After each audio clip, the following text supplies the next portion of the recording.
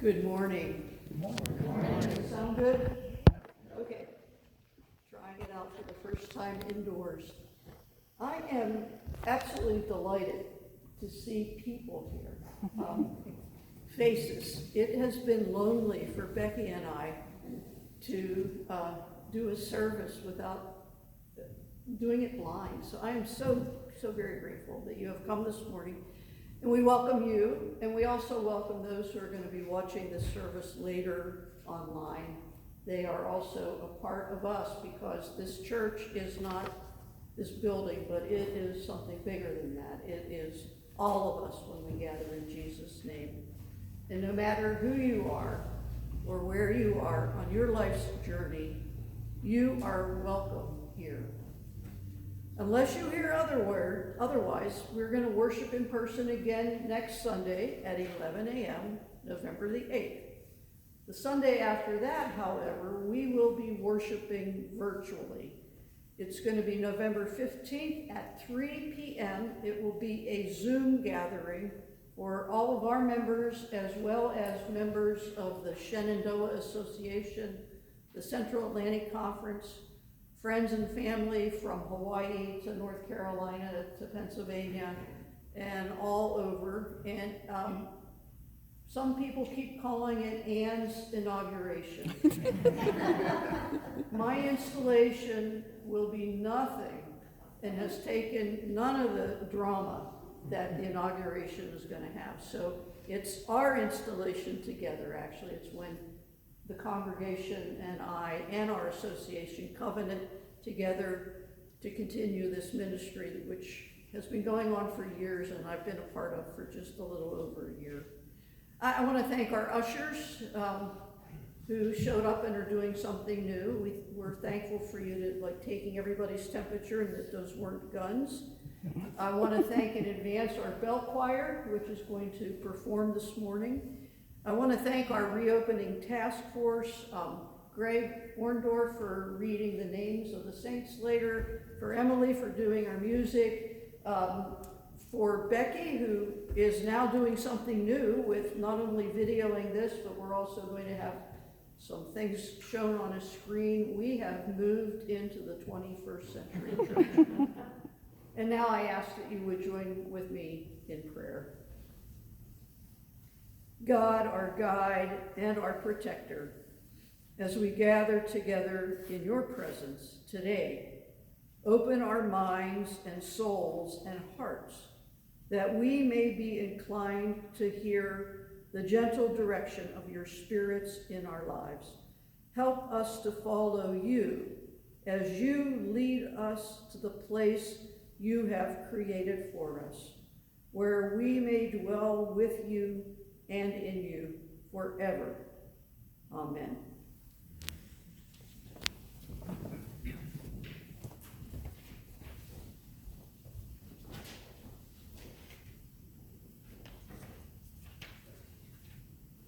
Disconnected.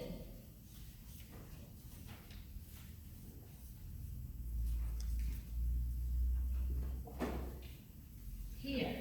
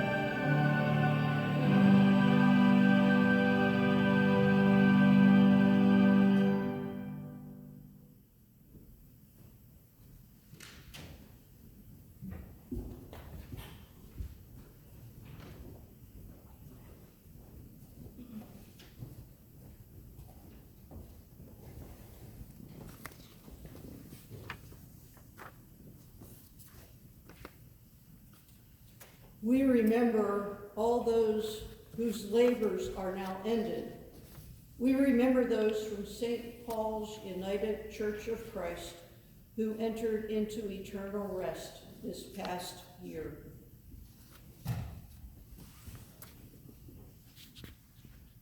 I'd like to thank Janet Cyber who compiled the information about our saints.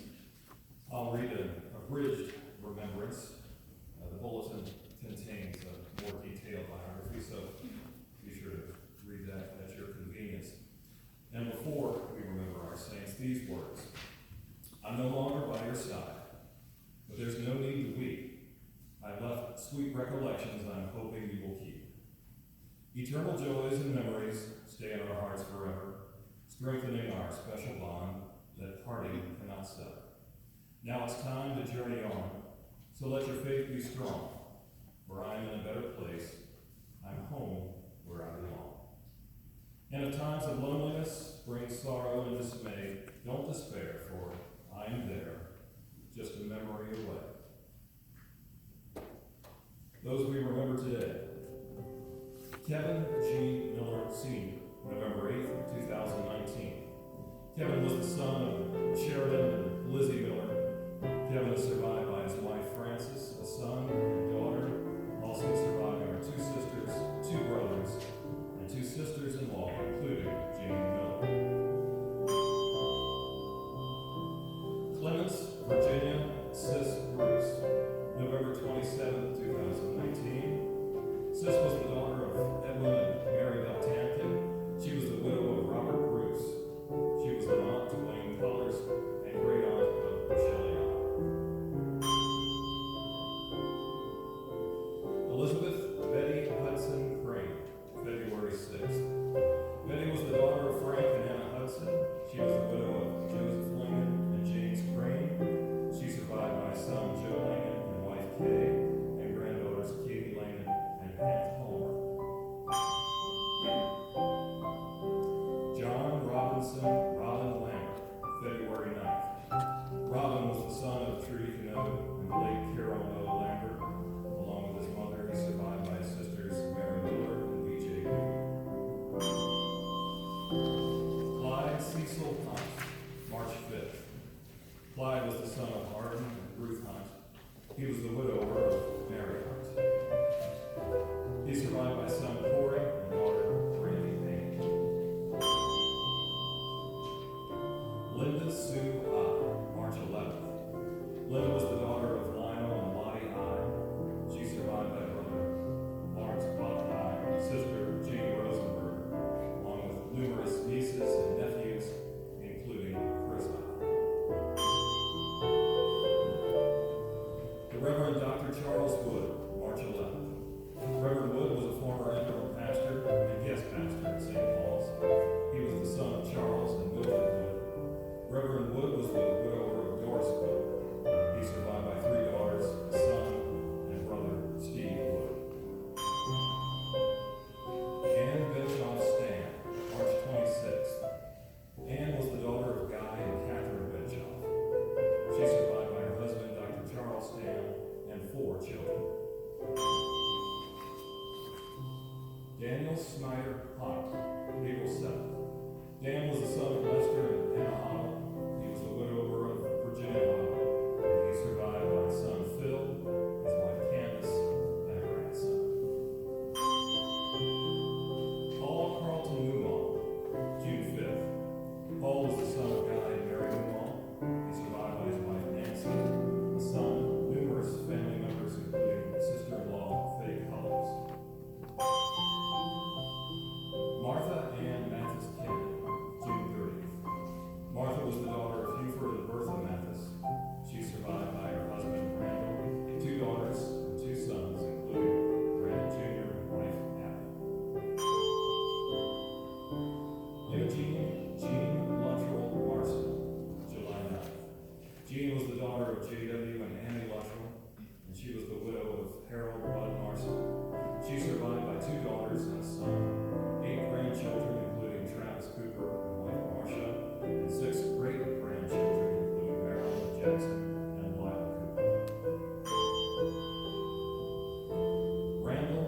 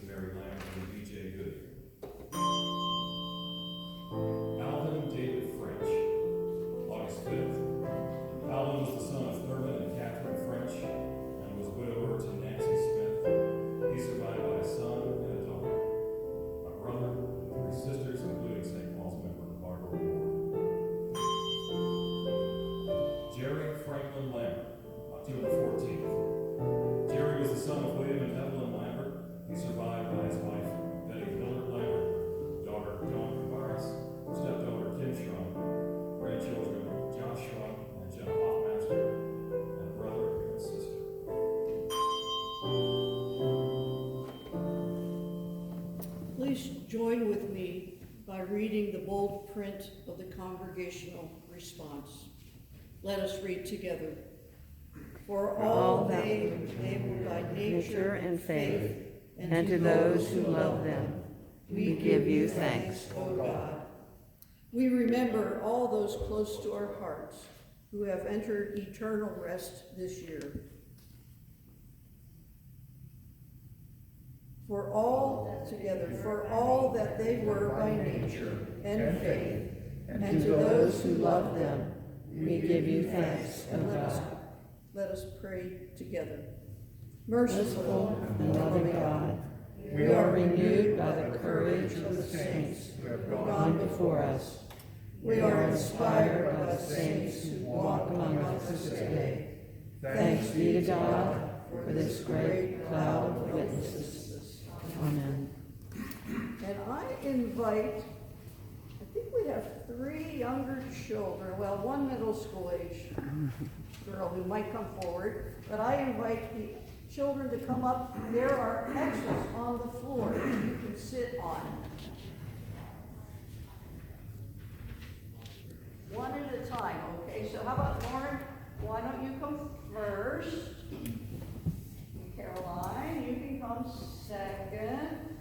And you can sit on that, any spot you want. And Carolyn, come on up.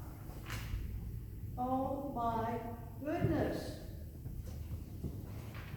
It has been a really long time since I've seen you in person here in the sanctuary. I can tell you how happy I am. Can you understand what I'm saying? Okay. I want to ask, who were you yesterday for Halloween? Yes, Lauren. Huh? A fox. Whoa. Were you scary or fun?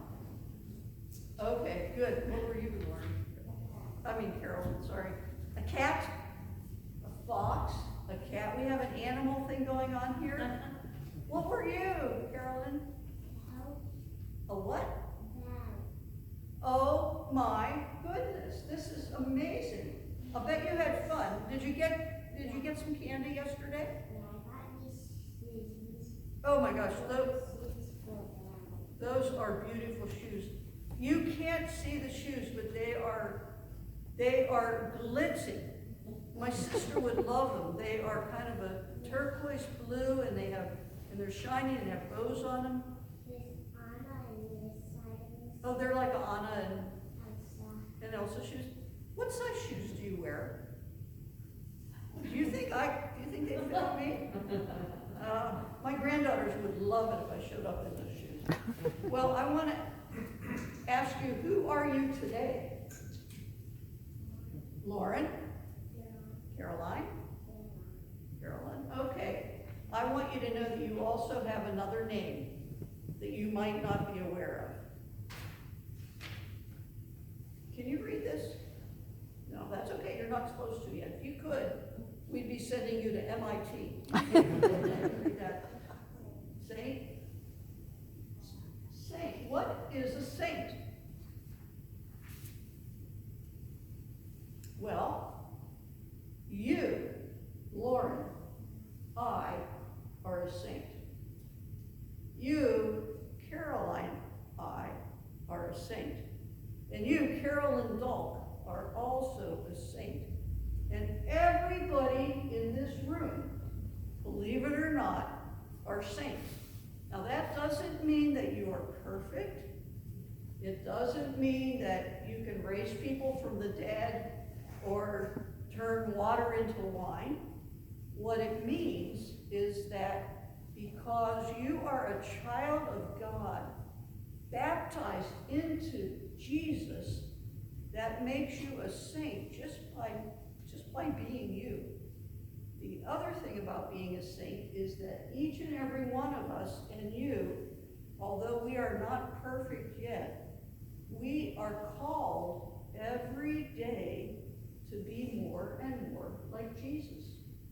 So when you are kind to your sister or your brother, not that that would ever be a question, or when you get frustrated with your parents because they're not letting you go out and hang out with your friends and you'd like to, or when your brother drives you crazy, or your baby sister keeps you up when she cries, if you still love them, you are kind to them, you ask for forgiveness and forgive them, when you become more and more like Jesus, you are becoming saints. So you are saints, and you are becoming saints.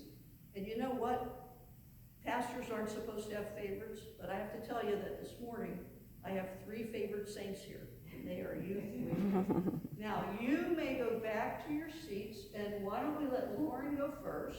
Thank you for coming. And then Caroline, we are practicing for when you get married. And Caroline.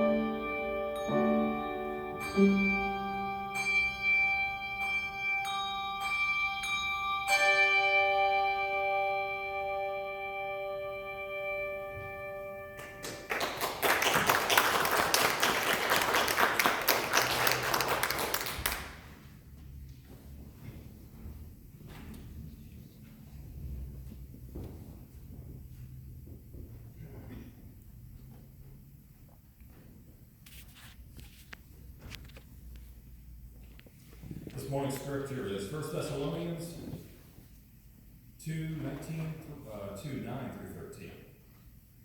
You remember our labor and toil, brothers and sisters. We work night and day, so that we might not burden any of you while we proclaim to you the gospel of God. You are witnesses, and God also, how pure, upright, and blameless our conduct was toward you believers. As you know, we dealt with each one of you like a father with his children, urging and encouraging you and pleading that you lead a life worthy of God, who calls you into his own kingdom and glory. We also constantly give thanks to God for this, that when you received the word of God that you heard from us, you accepted it not as a human word, but as what it really is, God's word, which is also at work in you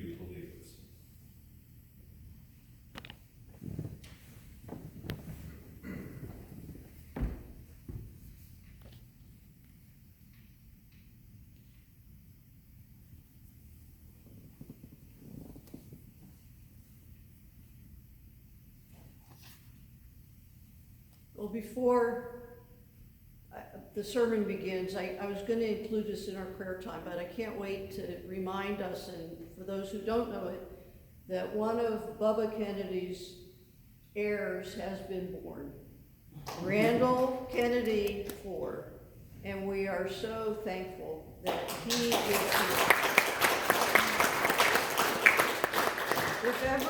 If ever there was a gift, it was his birth and his life, and we are so thankful. Paul gives a helpful definition of saints in 1 Corinthians 1, verse 2. He says this, "To the church of God in Corinth, to those sanctified in Christ Jesus and called to be holy." The words sanctified and holy come from the same Greek word, hagios, which is translated saints in English. Hagios means consecrated to God, holy, sacred, pious.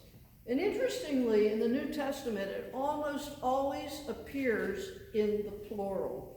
There seems to be something about saints being and working and living together that is important. Christians are saints in two different ways. First, in a declarative sense, by virtue of being in connection with Jesus Christ through baptism in the community of believers. And second, performative, by virtue of their calling to become more and more like Jesus. So you and I, we are already saints, and yet we are also becoming saints every day until we take our last breath.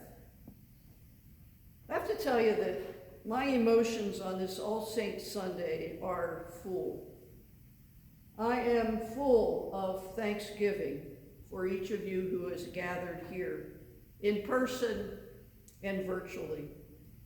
It's such a sacred blessing to see some of you in person, masks and all.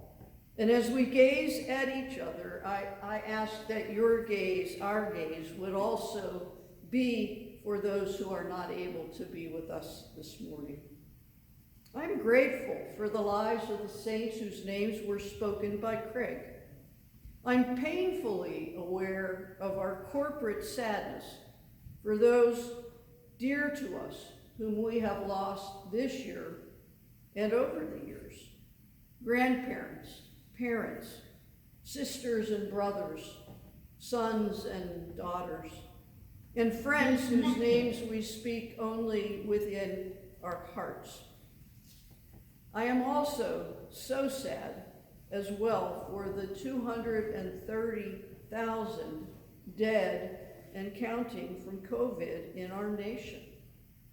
And I imagine that all of us are filled with a crazy mixture of hope, anxiety, maybe relief, and fear as we approach Election Day, the results of which, when they are known, and we don't know exactly when they might be known, and we're concerned about the reactions that there may be to those results. We have no idea, I at least have no idea what to expect except to expect the unexpected. Paul and Timothy and Silas had no idea what to expect for their futures either. Living in the year 52 Common Era, living in a time of political unrest, under the thumb of a very powerful Roman Empire, and facing religious persecution everywhere they went, even in their own homes and churches. The danger for them was very real. And indeed, their beloved city of Jerusalem was going to be destroyed, completely razed to the ground just 18 years later. And Paul himself, for whom our church is named, and who wrote the letter to the Thessalonians, would be executed at the hand of Emperor Nero. But they didn't seem to be so concerned about the details of what the future might hold. that wasn't nearly as important to them as how they and the church that they had founded and deeply loved in Thessalonica, how they would live in the future as followers of Jesus. The words in our text this morning are a reminder to us not only of the saints we remember this day, they are also a reminder and an encouragement for how we who are called to be followers of Jesus are to live every day. For reasons that aren't clear in the text, Paul sensed a need to defend his team's reputation. And he responded in the same way that Jesus did when John the Baptizer had questions about whether or not Jesus was the real deal. And so he sent two of his followers to Jesus and asked, "Are you the one who is to come?" And you probably remember that Jesus replied, "Go and tell John what you have seen and heard." Paul asked the Thessalonians a similar question, in my words. If you aren't sure that we are the real deal, then recall what you have seen and what you heard when we were with you. He recalls several examples from their ministry in Thessalonica, that they were not there for themselves, but for God and the people. And it provides a template for how we might live into our calling to faith, hope, and love in our actions as well as our deeds today and tomorrow and on election day and every day. First, work hard. Paul made it clear